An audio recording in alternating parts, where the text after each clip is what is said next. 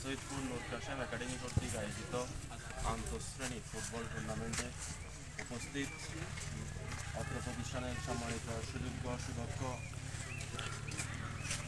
প্রধান শিক্ষক, সাংবাদিক, রাজনীতিবিদ, সমাজসেবক জনাব সেকান্দার আলম ভাই এবং উপস্থিত বনখালী একাডেমির প্রচার প্রকাশনা সম্পাদক জনাব মঞ্জুর মুর্শিদ ভাই এবং অত্র প্রতিষ্ঠানের সম্মানিত শিক্ষক শিক্ষিকাবৃন্দ এবং আজকের এই অনুষ্ঠানের সম্মানিত অতিথিবৃন্দ এবং অত্র প্রতিষ্ঠানের শিক্ষার্থী এবং খেলোয়াড়বৃন্দ এবং সর্বস্তরের সম্মানিত উপস্থিতি, আসসালামু আলাইকুম।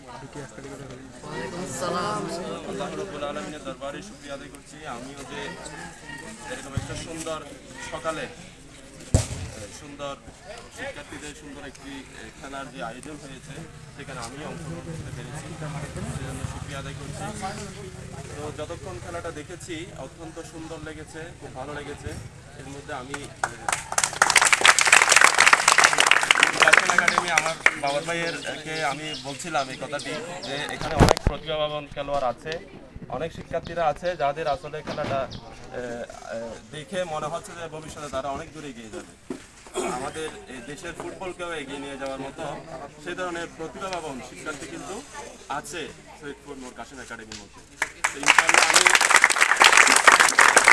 প্রধান শিক্ষক মহোদয়কে আমি অনুরোধ করব টুর্নামেন্টকে আরও জাঁকজমক সহিত আরও সুন্দর পরিসরে আরও ব্যাপকভাবে এটা আয়োজন করা হোক এবং সৈয়দপুর কাশেম একাডেমির শিক্ষার্থীরা তারা যেন শুধুমাত্র বলখালীর ফুটবলে নয় বাংলাদেশের জাতীয় দলে যেন তাদেরকে আমরা দেখতে পাই। আসসালামু আলাইকুম ওয়া রাহমাতুল্লাহি।